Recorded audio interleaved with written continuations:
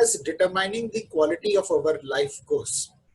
So in the session today, we will have a basic understanding of how we can choose mindfully and alter the course of life, how to integrate some of the uh, mental models into our life, and integrate mindfulness practices which will not require any additional time. For those of you who don't know me, I am Ashish Kumar, founder of Mindful Living, living in Gurgaon with my family. I founded Mindful Living in 2018 and have been actively conducting training for the employees in the corporate sector. I'm regularly invited by colleges, universities, insurance companies for conducting sessions for the students, employees, and their clients. Some house rules before we start. Please grab a pencil, pen, or a notebook. If possible, please log in through your laptop or desktop. We will be doing some mindfulness exercises during which I would request you to either shut down or put your phone on silent mode. Believe what I say only after you try it. It is possible that some of the things that I share with you challenge your existing thought processes. Rather than reject the thought, try it and then accept it or reject it. And this session will be slightly long, about 75 minutes odd. So please ensure that you are in a secluded place or a place where you are not disturbed. This choice is a very powerful thing, but most of the times, we land up making choices without realizing, without doing, without consciously. And there are many choices that we make during the course of our day. What are some of the choices? We choose what to wear, what to eat, where to work, with whom to work, what books to read.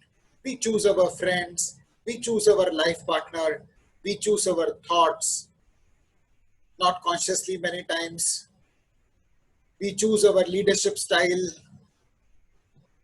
We choose whether we are going to be adaptable, whether we are going to be creative or process oriented or trustworthy, how we are going to spend our time, money, where we are going to give our attention to.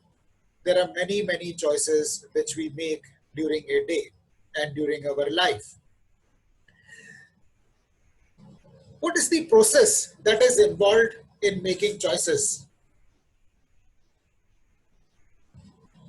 First, what does it involve?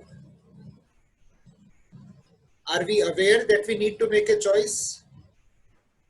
Do we pay attention to our thoughts? How does identification make an impact on what we have to choose?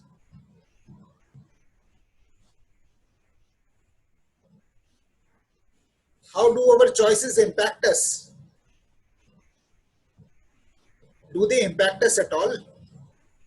Are there consequences for a choice that we make? And are we ready to live with the consequence of the choices that we are making? In times like this, it is very easy for us to feel a victim. But is there something that we can do to change the course of our life? What are the choices some of the people you know that they have made which has altered the course of their life? Can our choices alter the course of our nation? Can our choices alter the course of the humanity? Let us pause for a moment here, and I would like to hear your responses either in the chat box or you could unmute yourself and speak of some examples where making a choice in a moment either changed the life of a person or of the country or of the humanity.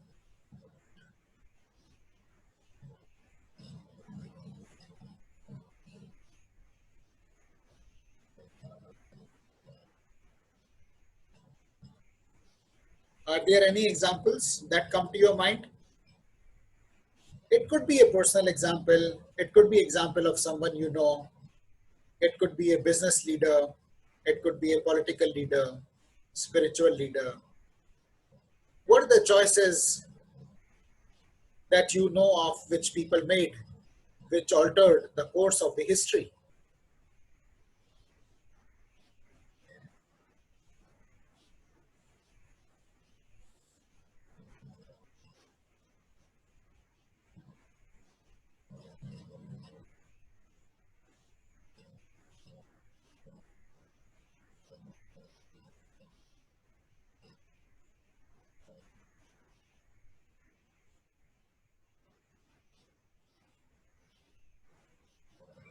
You would have heard of Gautam Buddha. Yes, Nilofer, thanks. He was the prince of a very prosperous kingdom.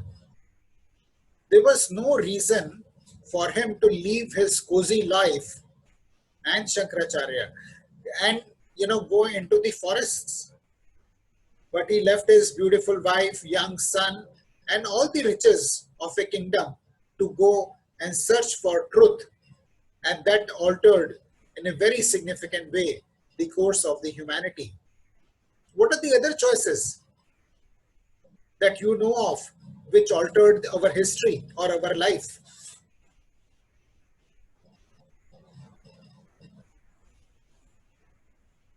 Yes, Farzeen, please go ahead.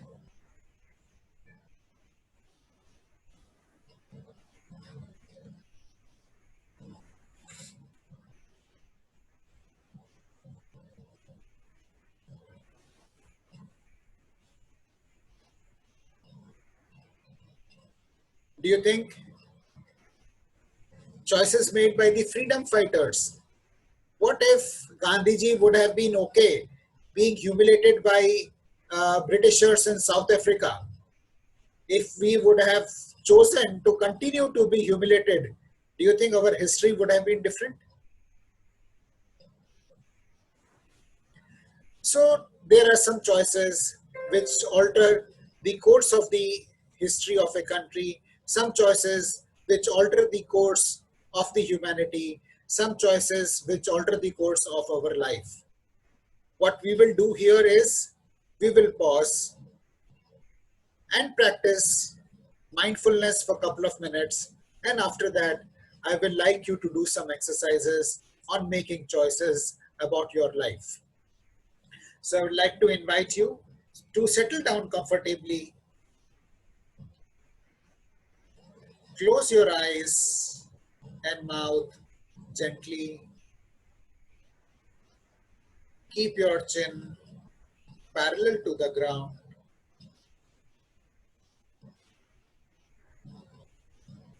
and focus your attention, entire attention, on the area at the entrance of the nostril.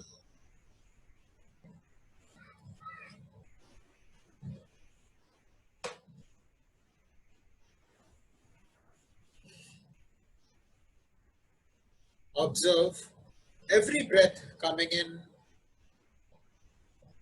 and every breath going out.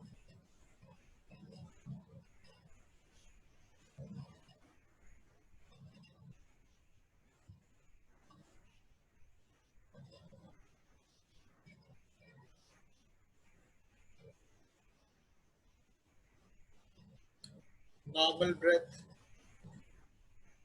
natural breath as it is.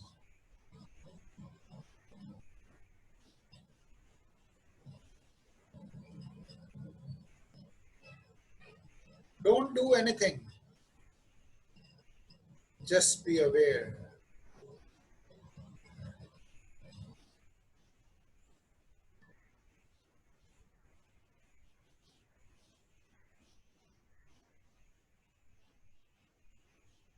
If the breath is long, let it be long.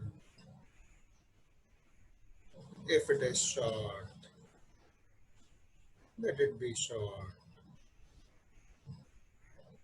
Just be aware.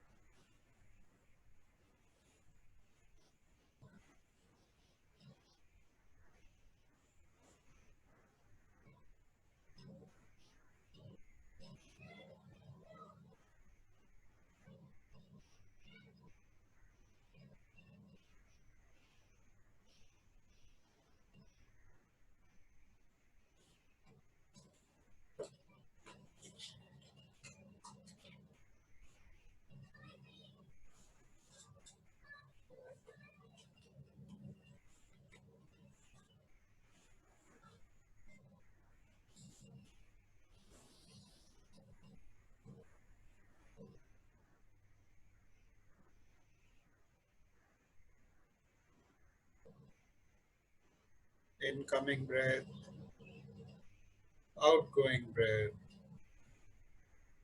normal breath, natural breath.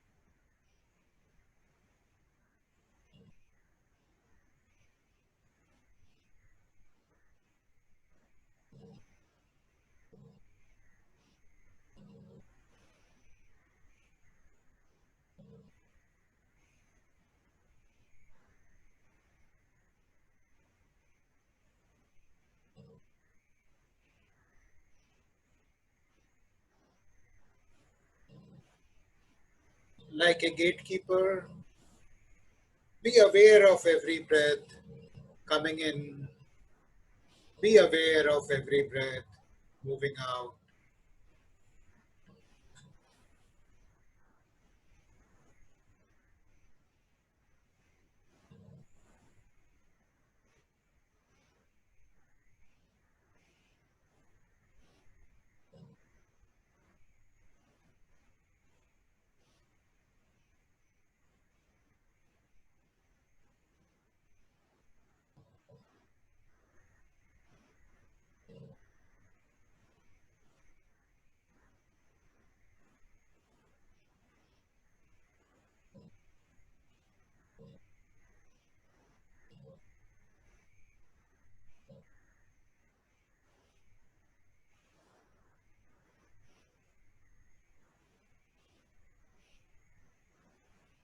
Like a watchman, be aware of every breath coming in, every breath going out.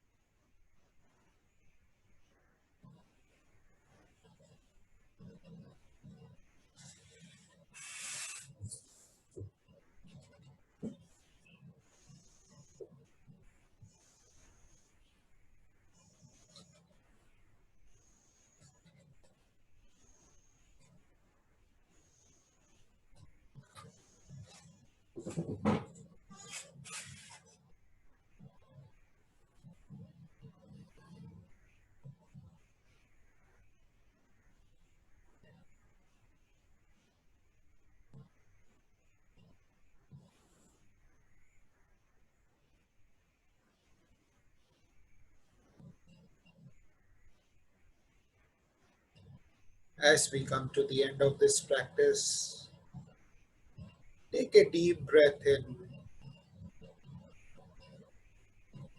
and inhale all the energy from the practice. Exhale fully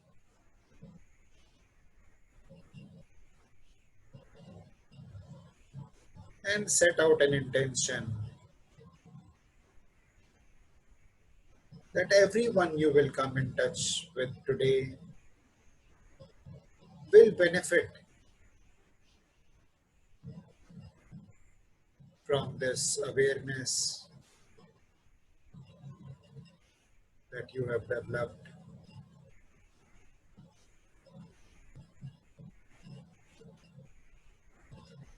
You may continue to breathe and stay with the feeling for a couple of seconds more. And when you are ready, open your eyes gently.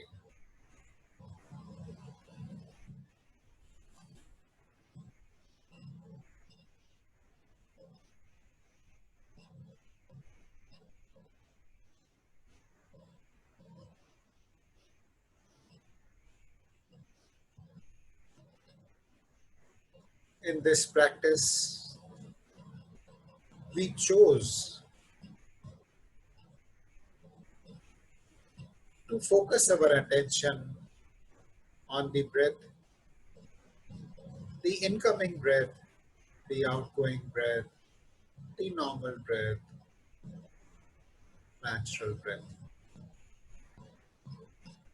And as a result of this choice that we made to focus our attention,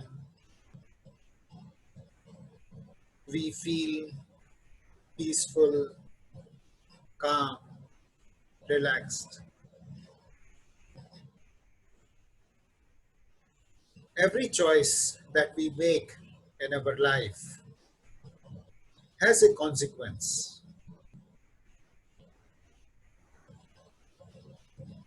and every choice is preceded by a thought. Thoughts lead to words, words lead to action, action leads to habits, and habits create the results in our life. What I would like you to do now is to ponder on one area in your life where you would like to change the results that you are getting right now. It could be health, it could be wealth, it could be relationships, career, any other. And take a couple of minutes to reflect what are the thoughts, what are the actions which are leading to these results.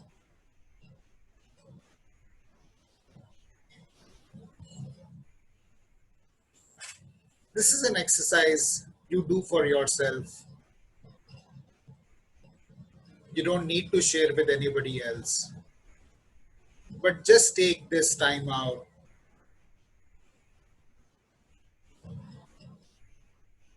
maybe next 3 to 4 minutes,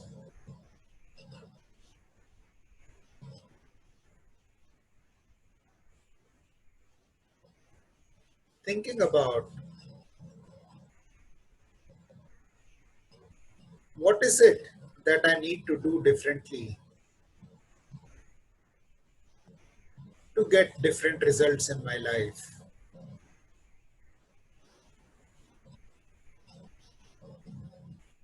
What is it that I need to change in terms of my thinking so that I could act differently?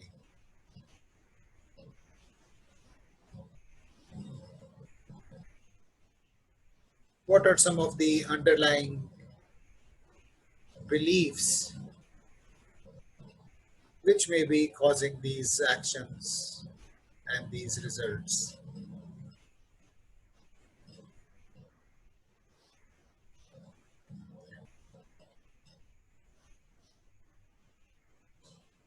If you have any questions, you could ask me in the chat box in a private mode, or if you're comfortable, you can unmute yourself and ask.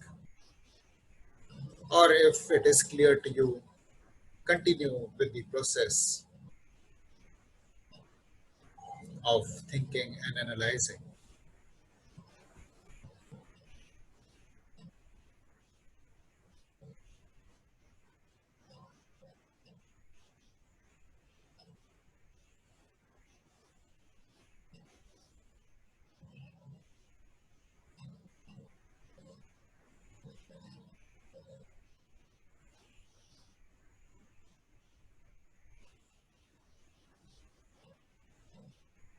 If I want to make an impact in the area of relationships,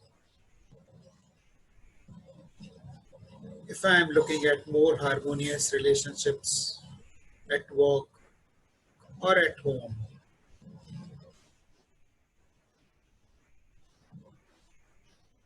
which thought or action of mine,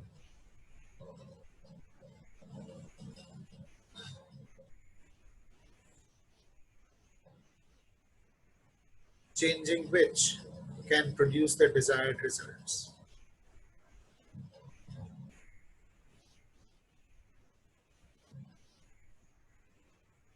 For every effect, there is a cause. And sometimes we get so caught up managing the effects that we forget to pay attention to the cause. Utilize this time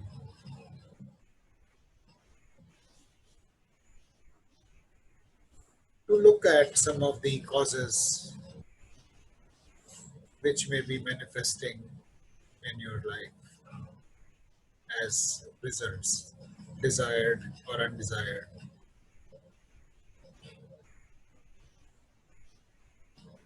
If it is money,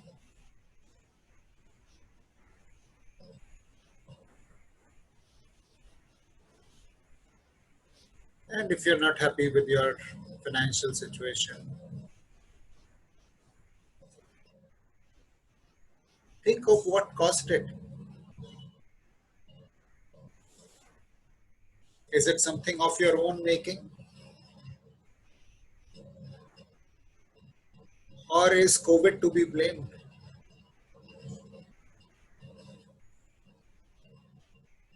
What is it that you can do in this situation to impact your finances?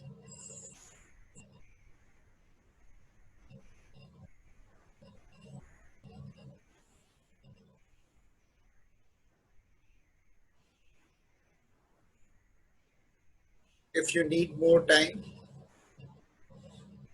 please let me know in the chat box, else we will move on.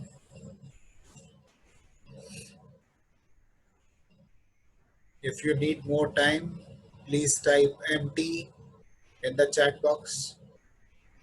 Or if you have done this exercise, we will move on to the next part, in which case you can type BIO, bring it on.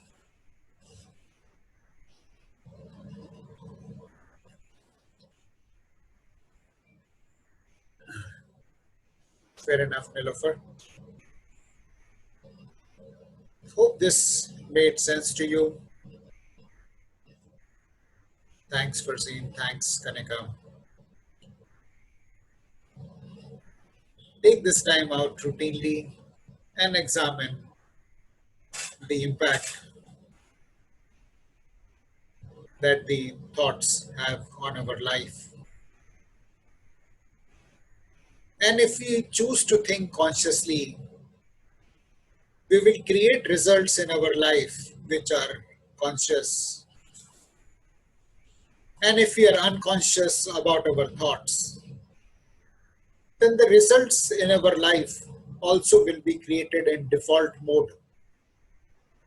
And let me assure you, there is hardly anybody else we can blame for what is happening in our life. It is a choice we need to make whether we take charge of our life and live consciously, or we let things continue as they are living unconsciously. These are tough times, and our choices have been restricted. Like people can't move out, they can't travel, they can't mingle freely with people. And this is causing a lot of challenge to people. Stress, it has been reported that stress has gone up in every single week since the start of lockdown. Many a times, this stress has had disastrous consequences. But there is one thing that can never ever be taken away from a human being.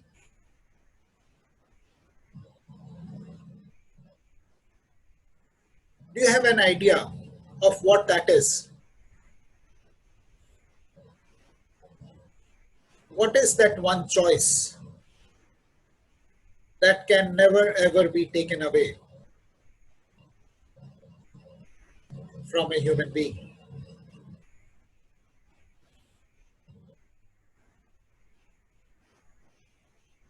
That's nice, but very well, very nice. Being contented, trusting in universe, hoping. Very close, very, very close. I'm very happy to see these responses. The choice that cannot be taken away from human beings is the choice to choose our thoughts. Irrespective of what situation we are in, we can choose to be happy or depressed about it. And I'd like to share a story with you. Some of you may have heard this story, and for them, it will be a repetition. But for those who are hearing this for the first time, it may give them hope. It's a true story of Dr. Viktor Frankl. You can Google on him and read up on him. Dr. Viktor Frankl was an Austrian Jew who lived during the times of Hitler, and he was captured and taken to the one of the worst concentration camps that was there, along with his family, his wife, his daughters, his brother's family. Everyone was captured and taken. And the life was extremely tough in those concentration camps. They were shaven, so their hair were taken away. Imagine how much we love our hair. They were completely shaven, eyebrows shaven, chest shaven, you know, no hair on the body. Their clothes were taken away, no clothes to wear. They would hardly get any food to eat, and they lived in inhuman conditions. Dr. Viktor Frankl lost his family while he was in the concentration camp. But he realized that even in these dire circumstances, he can choose to remain happy. And that is what he chose. He used to smile, he used to laugh. And looking at him, even the prison guards, would feel nice and inspired with his positivity. Dr. Viktor Frankl was one of the few people who survived that concentration camp, and he lived on to tell his story to the entire world. His book, In Search of Meaning, has been published in 15 different languages. We complain about the tough times we are facing in the current scenario, but it is nothing compared to what Viktor Frankl faced in the concentration camp. And my friends, we have a choice. We have a choice to not react, but to be mindful and to choose our thoughts and our emotions by pausing for a fraction of a second and choosing consciously rather than reacting. I will pause here for a couple of seconds to see if you have any questions or comments, and then we'll move on to the next section of the presentation, which is about choosing mental models.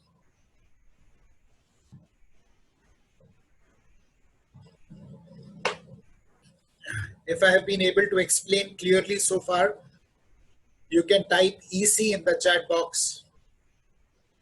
If you have any comments or questions, please feel to unmute yourself, speak, type, whichever way works for you. Happy to hear from you.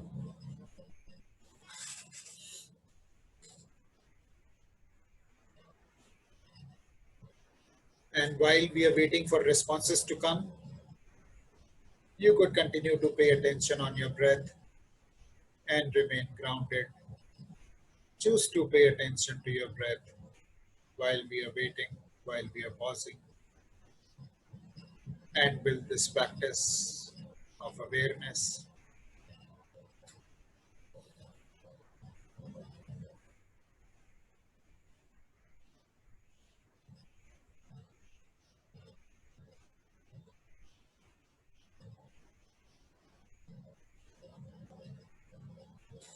If you'd like me to move on, okay, thanks Nilofer. Nilofer says easy to understand, clear. So we will move on.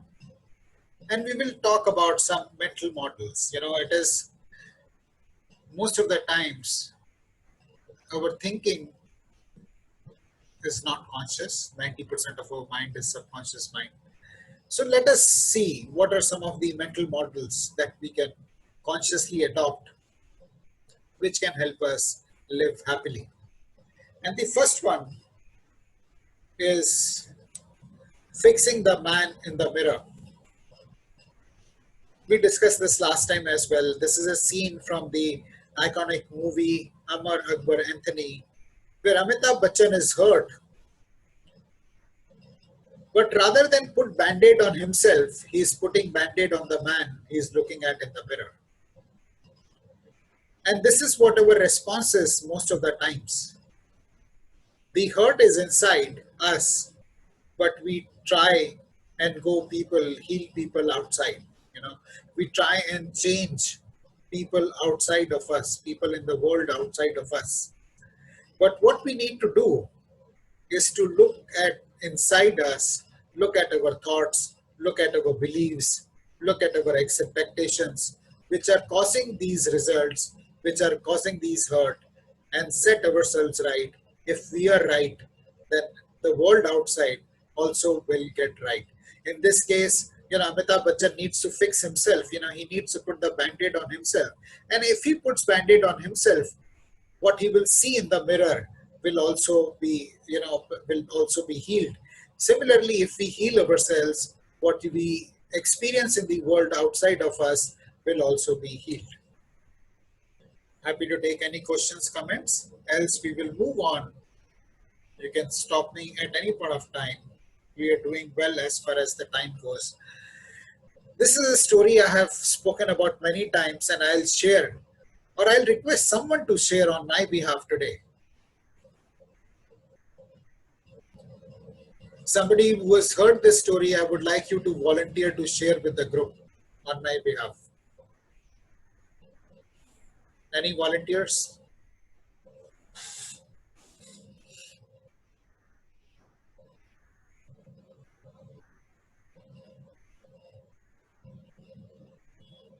Or would you like me to repeat? Or would you like me to share?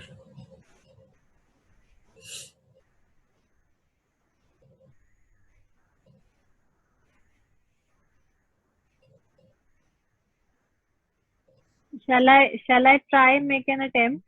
Yeah, of course, Kanika. Most welcome. And you can just correct me wherever I go. I've heard this story, but just to stop me wherever I am not in sync.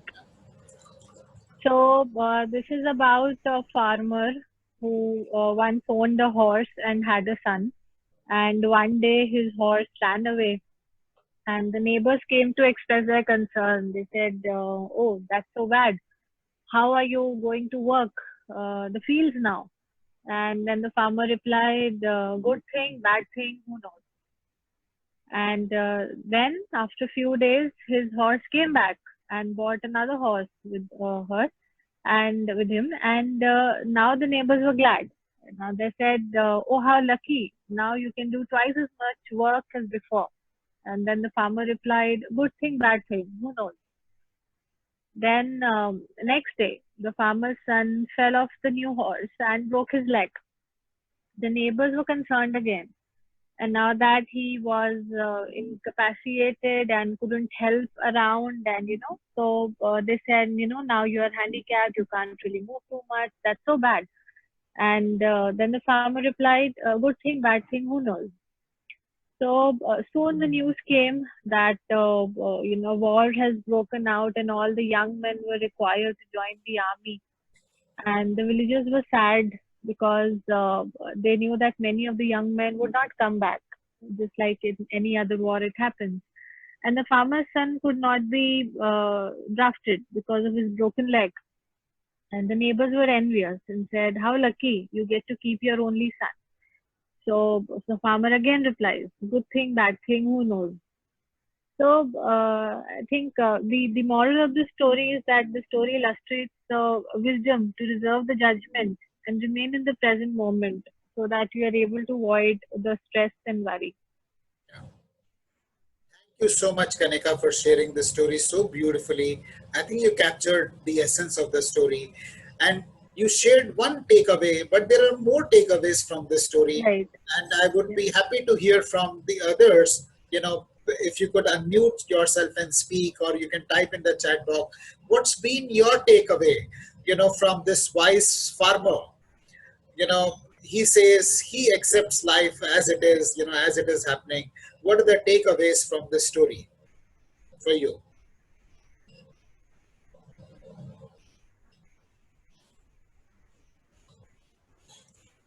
Yeah, so I'll share. Yeah. So very often, with our limited intelligence, when some things don't go the way we want them to go, we think that some sort of a calamity has Correct, struck us, correct, correct. and we don't feel good about it. Yeah. But we don't know what is in store for us, and in the long run, actually, it may turn out to be good or maybe in our favor. So rather than get hyper or get excited about events that happen in our life, like this diagram shows, the farmer was equanimous. He was able to maintain his mental stability as compared to the neighbors who were, on this like almost like a roller coaster ride, Ah, upset. yeah, yeah, yeah, yeah. Yes. So that's the takeaway for me. Very well said, Nilofer. I'm really glad that you use the word equanimous. That's the essence of the story. Irrespective of what happens outside in our lives, if we are equanimous, if we accept things as they are, then we are able to deal with them with a much better frame of mind. We are peaceful and we are happier. Partha, you want to share something? Thanks, Nilofer. Thanks for that share.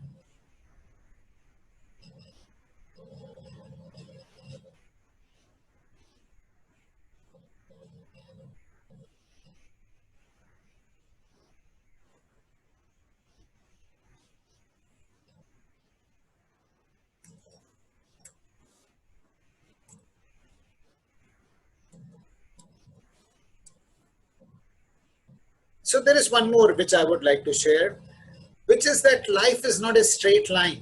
We expect life to be a straight line. We expect GDP of the country to keep growing. We expect our salary to keep growing. We expect the profits of our business to keep growing. We expect when it is winter, and if we love winter, we always like it to be winter. If it is summers, we love summers, we always. But life is not a straight line. It's more like waves. One of my bosses used to say that, Ashish, the straight lines are only in the school. Life is more like a wave. And there are good days, there are bad days. We need to accept things as they are. We need to be prepared for the change. After summer, winter comes. After winter, summer comes. After day, night comes. After health, sickness comes. After happiness, sadness comes. After sadness, happiness comes. So life is in a constant state of flux. Rather than cling on to some experiences, we should be open to accepting things as they are. And that's a very powerful mental model. The next one is 99 Gold Coins Club. This is also a story some of you have heard earlier. And once again, I'll request somebody to volunteer and share this story with everyone in the group. And then we will see what are the takeaways from this. So can I ask this? Yes, of course, Partho. Okay, so the story goes like this: that one day the king, along with his ministers, was out on a stroll in his place and his city. And while he was looking at a lot of people, he found that one person was very happy, smiling, and enjoying life. So he looked at the minister and said, "How can this person in my locality or my kingdom be happy? Because everyone is unhappy and everyone. I don't want to see any happy people." So the minister said, "Sir, he is not a member of the 99 Gold Coin Club." So the king was amazed and he wanted to know the concept. So the minister explained to him the concept. And next day, there was this 99 gold coins which was left in front of the door of his house. And next day morning, when this guy woke up, he was very happy along with his family and he started counting the gold coins and he found that there are 99 gold coins. So he was worried that there should have been 100 gold coins and why is there 99 gold coins? So he first thought that who would have taken it, and then he decided with his family that we will work very hard and we will get this one more gold coin to other kitty. Days passed by, and then when he again started counting, sat down and started counting, he found these two gold coins to be missing. So it was now 97. So he asked his family, what has happened to it, and his wife said that I have spent it for our daily needs. He went wild, he started shouting, he started beating, thumping, breaking, and total havoc was created. So however, he said his family members that we will have to work harder to get this now 3 gold coins, and they started working harder. There was no happiness, no talking, no chatting, no eating. They were just working hard. Again, after some days, he said that let me again count this number of gold coins, and he found that there was 95. So again, he was very angry and he said, who had taken this? His son came forward and said, I have taken it for some need of mine. So again, there was beating, there was unhappiness, there was havoc created in his family, right?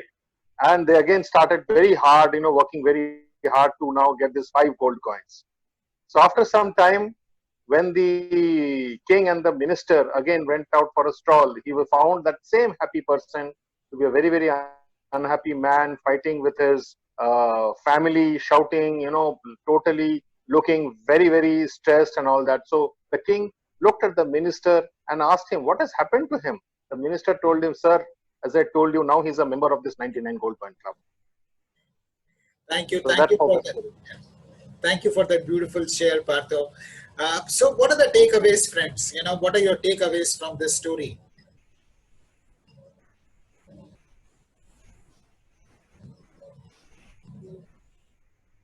You can unmute and speak, or you can type in the chat.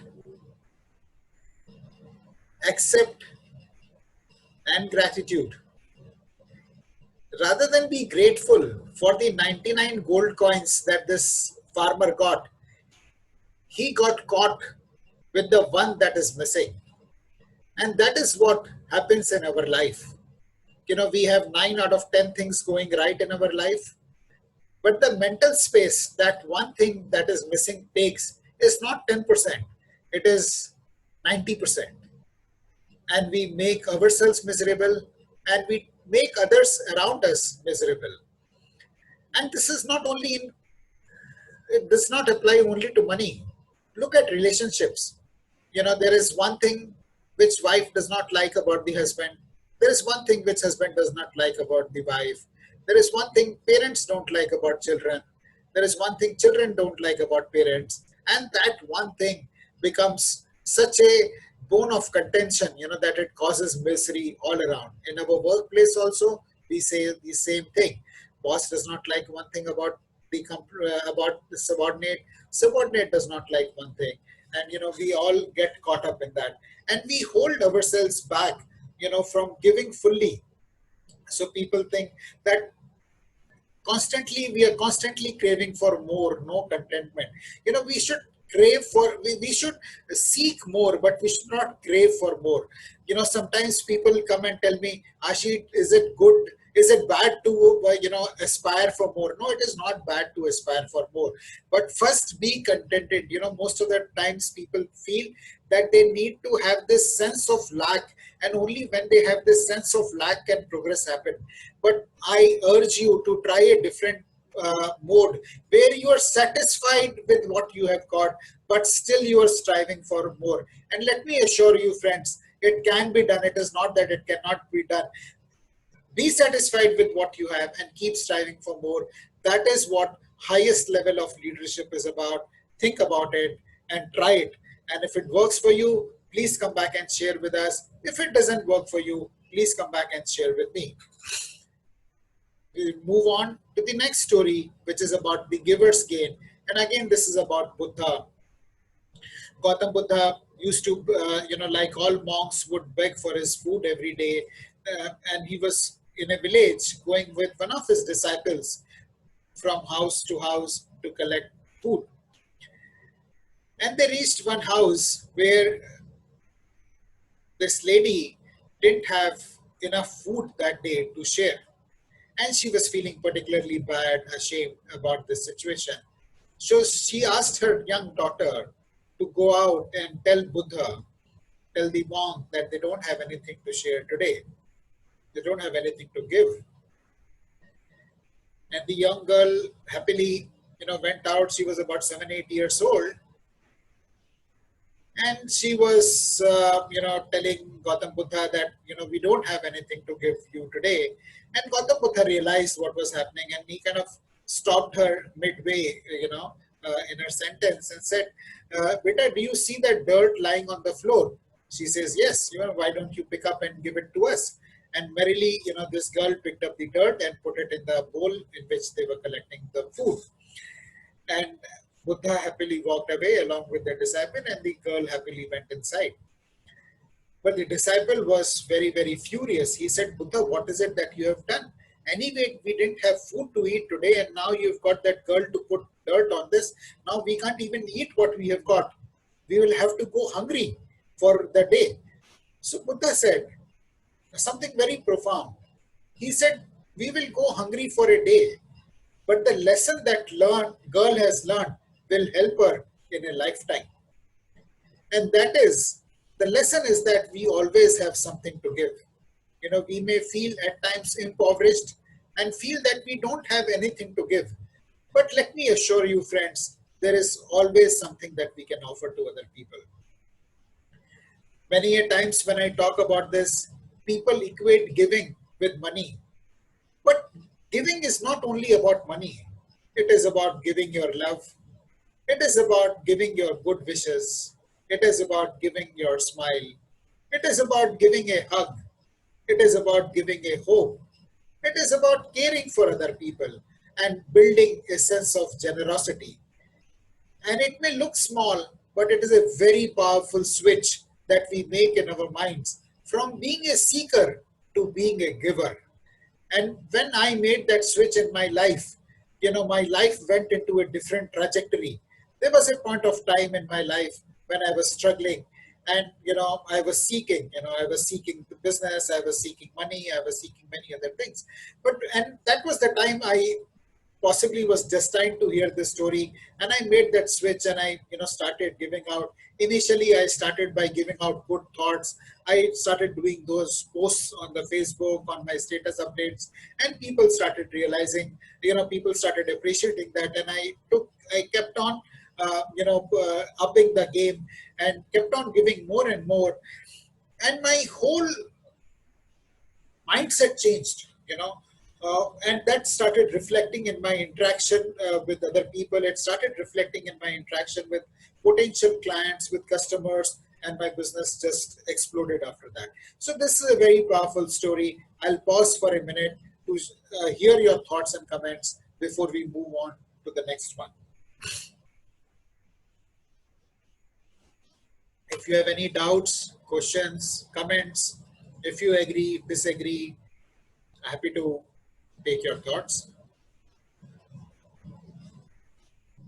And if you are good, you can type VIO and we will move on to the next one.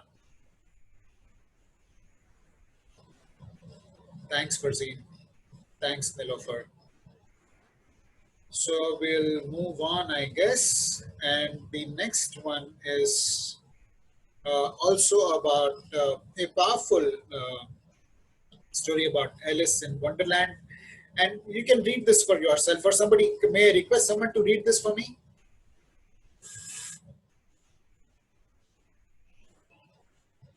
Any volunteers, please?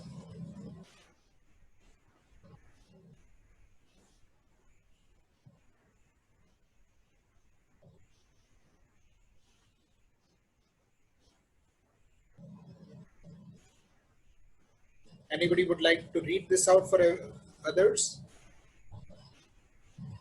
Okay, let me do it. What's your purpose? This is a story from Alice in the Wonderland. Alice asks the Cheshire Cat, would you tell me please which way I ought to go from here? And the Cheshire Cat says, that depends a good deal on where you want to go. Alice says, I don't much care.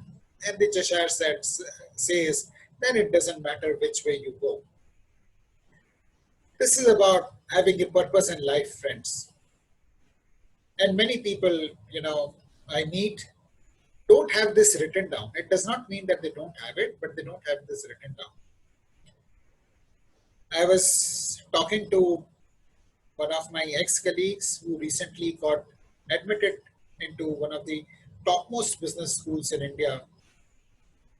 And he was talking to me, and then I had the same discussion with him. What's your purpose? And he was kind of, going round and round. But it's very important for us to have clearly laid down objectives and goals in different areas of our life. Our health. What kind of health goals do I have? What kind of wealth goals do I have? What kind of relationships goals do I have? Different areas in life, we can have goals.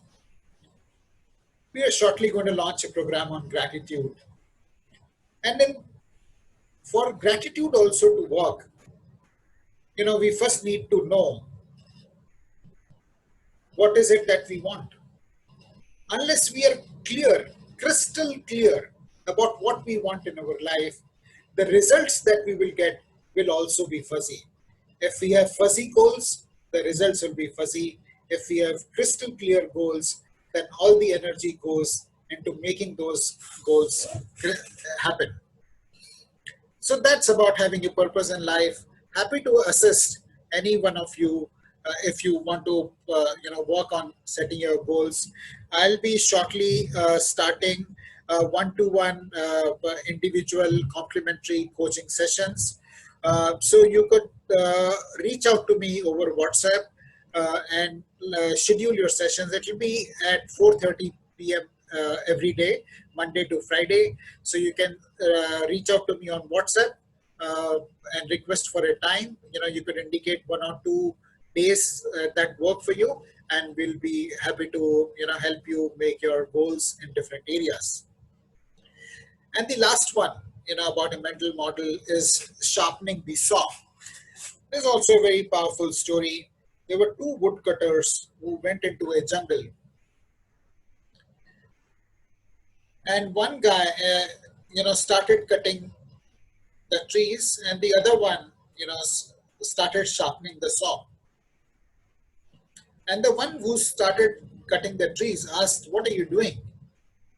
He says, I'm sharpening my saw. And the other woodcutter said, oh no, I don't have any time to sharpen the saw. I have so many trees to cut. And that, friend, is the sad reality for many of us. we are so busy in our lives that we forget to take out time to sharpen the saw. And you can very well imagine which woodcutter would have cut more trees on that day, the one who had sharpened the saw or the one who was cutting the trees with a blunt saw. The sharpening of the saw happens on many levels, whether it is our physical fitness, whether it is our intellectual capabilities, whether it is in the area of relationships or connecting with people. There are different ways in which we can sharpen our saw. And when we sharpen our saw, when we take time out to sharpen our saw, the result in every which area of our life becomes much, much better. So this is something which, rather than me talk about it, it's for you to ponder on it, and I'll leave you for a couple of seconds to think of the areas in your life that you would like to sharpen your saw in, whether you would like to invest more in building your intellectual capabilities? Are you looking at the trends which are going to happen in the upcoming decade? How is life in your work area, personal life changing? What are the trends? Spend some time looking at that. Spend some time in nurturing your relationships at work or at office or at home. Think of the areas in which you would like to sharpen your saw. And when you're sharp, people appreciate that. Seema, there is something you would like to share?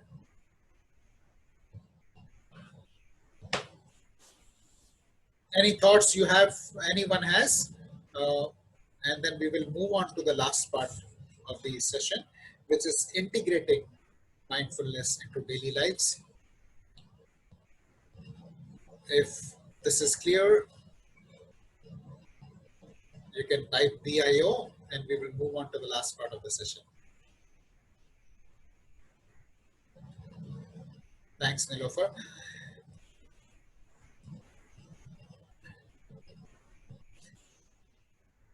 So this is one question which I get often asked in my sessions. How is it that we can integrate mindfulness into our daily lives? We are so busy, we don't have time to, sit down and watch our breath. So what is it that we can do? And the first thing that I suggest everybody is to pay attention to their breathing. The first thing that we do in our life is to breathe. And the last thing that we do in our life is to exhale. And in between, we hardly pay attention to this important aspect of our lives. So please take out some time and pay attention to your breathing. Whether it is an ad break while watching TV, you can watch your breath. Or if you're waiting to catch a lift, you can take 1 second and watch your breath. Or if you are driving and waiting at the signal, you can take a pause and watch your breath. What is most important is to commit to watching at least one breath every day mindfully. One inhale, one exhale. And if you commit yourself to breathing one breath mindfully every day, believe you me, over a period of time, your life will transform completely. And when you're committing to watch one breath every day, it does not mean on days you have time, you can't do more. But what it means is every single day, you will watch at least one breath. You will breathe at least one breath mindfully. So if you are willing to commit to breathe mindfully, at least one breath every day, please type 1 MB in the chat box. One mindful breath every day. If you are committing to one mindful breath every day, please type 1 MB in the chat box.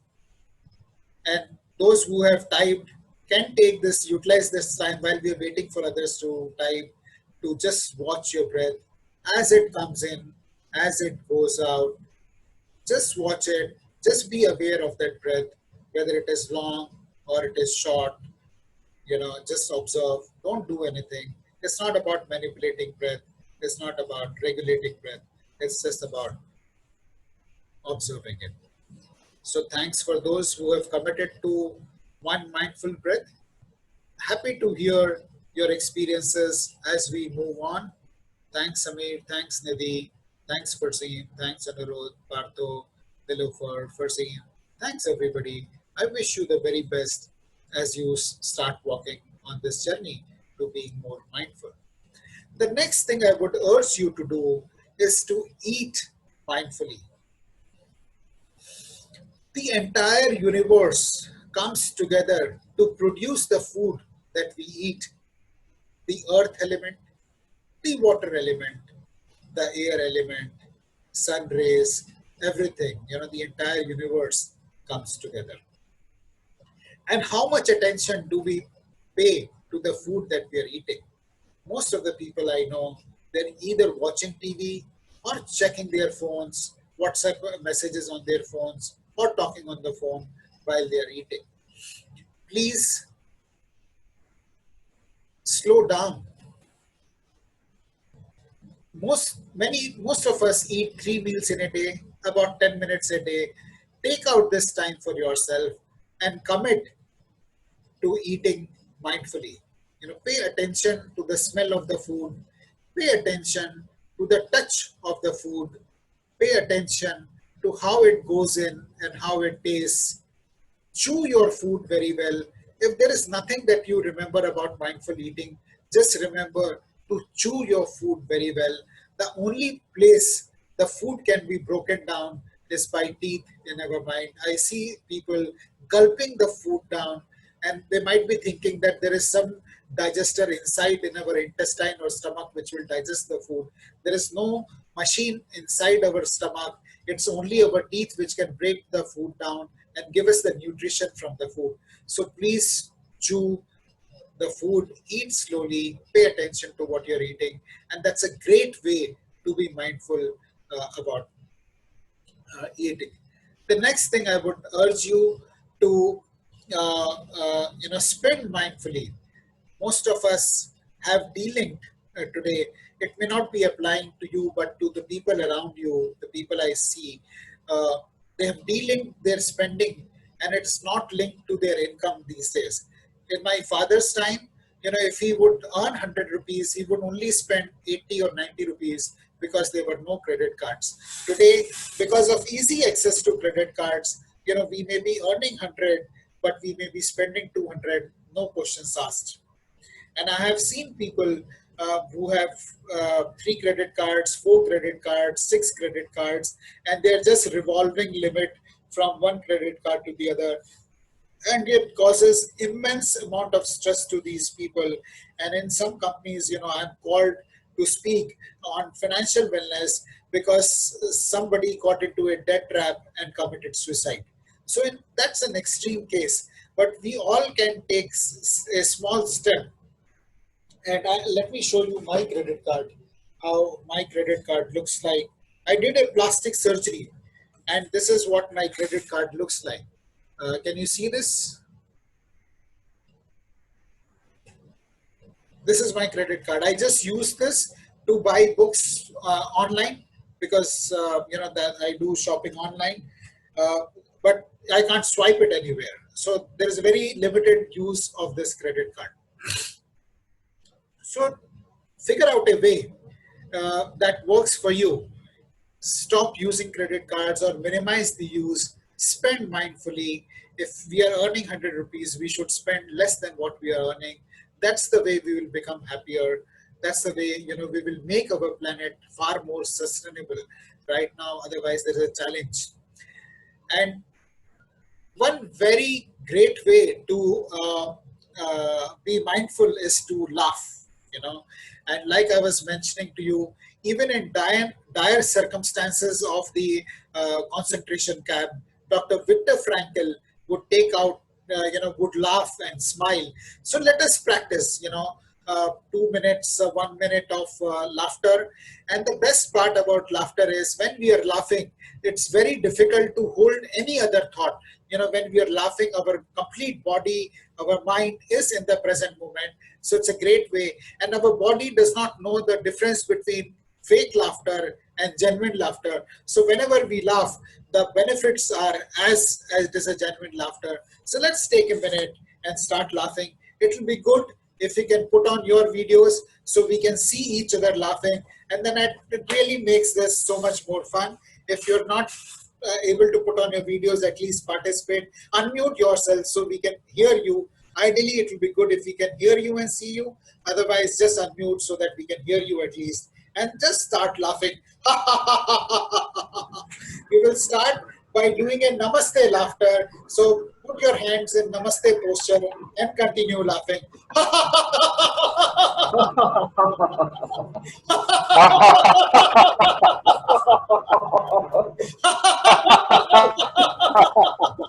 Hold your hands in namaste position and continue laughing.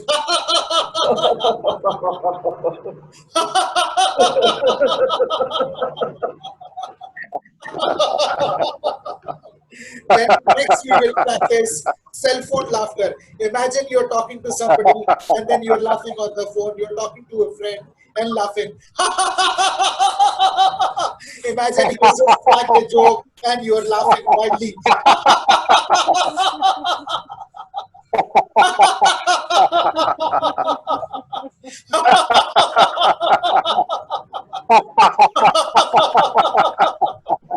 And lastly, we will do a milkshake laughter. Milkshake laughter. Imagine you're pouring milkshake from one glass to the other glass. Milkshake or mango shake, whatever you like. You can pour milkshake or mango shake from one glass to the other glass and continue laughing.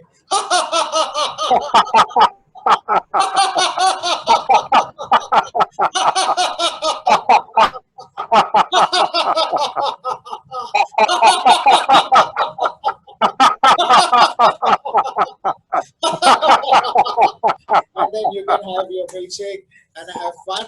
So thank you, friends, for participating with me in this laughter yoga. And last is attitude of gratitude. It's a very, very powerful practice, very simple and very powerful practice on being grateful to what is going right in our lives. Most of the times we get sucked into the negativity that is around us. But if we start appreciating the fact that we have clean water to drink, we have food to eat, we have clean air to breathe, and these are things which are not normal.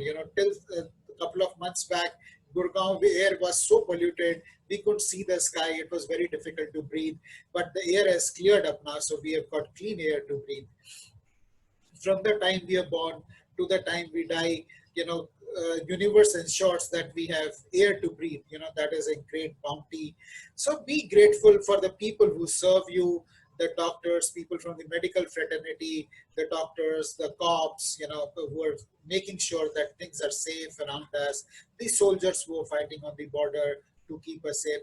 There are many things, people who come to serve us, the watchman who keeps us safe, the maids who come to our home, the person who delivers milk to our homes, the person who sells vegetables. All these people are risking their lives to make sure that we can be comfortable and we can be at home.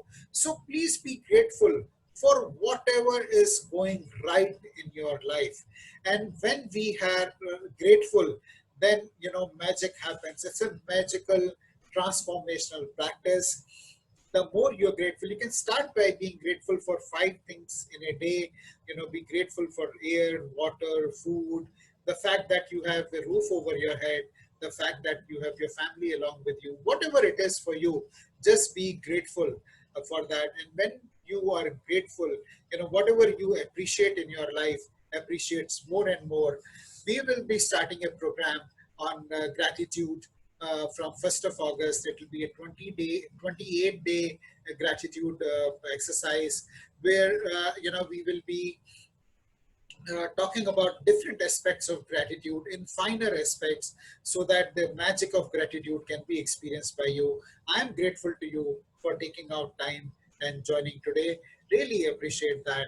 And in case you would like to participate in the gratitude challenge that we are launching from 1st of August, you can either type, in the chat box. AOG, thank you, Nilofer. Attitude of Gratitude. If you would like to participate in the Attitude of Gratitude program, you can type AOG in the chat box, or you can send me a WhatsApp, and then we will connect with you closer to the date. Yes, who is this? Nokia 7.2. Can you share your name? Thanks, Farzeen. Fatima, thank you. Yeah, sure. So, Fatima, yes, we will be recording. So, the Manas has been, thank you, Shankara. Manas has been putting out the videos. Is everybody connected to us on the YouTube channel? I'll share the link to the YouTube channel once again. And, the videos are being put up. I think there are 2 or 3 videos that Manas has put up in this week. And that's where you will find all the videos. What does AOG entail? Nilofer, it's a program where we will take you through different aspects of gratitude, whether it is, so there are different practices which are directed at money. There are different practices directed at manifesting good health, manifesting career changes. So every day we will do a different exercise. And, it has different impact in different areas of life, but overall it's very powerful. We will share the details. If you're interested, we will share the details with you, and you can. So it will take about 30 to 40 minutes, and we will do this non-stop from 1st August to 28th August. And it will be, we are planning for it to start around 6 p.m. in the evening. So 6 to 6:30 or 6:40. That's the kind of time we are planning for it.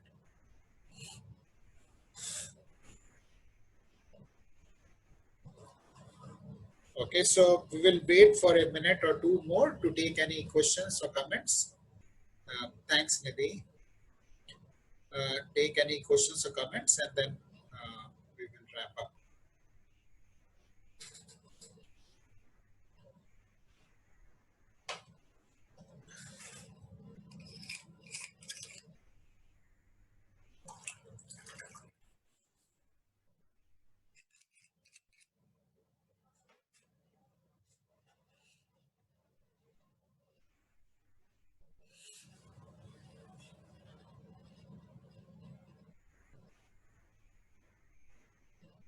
Thank you, Farzeen.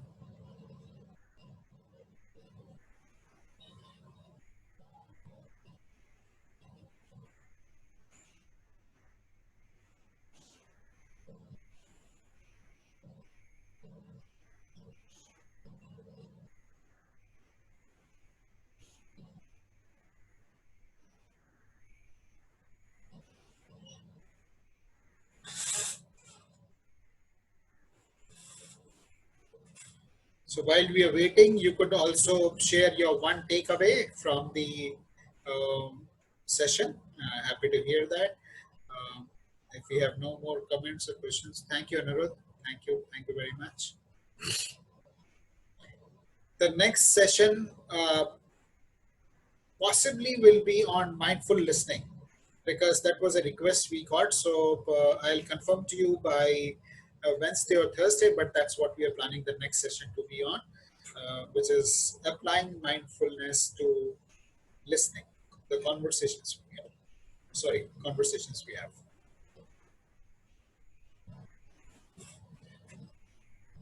Thank you, Samir. I appreciate that.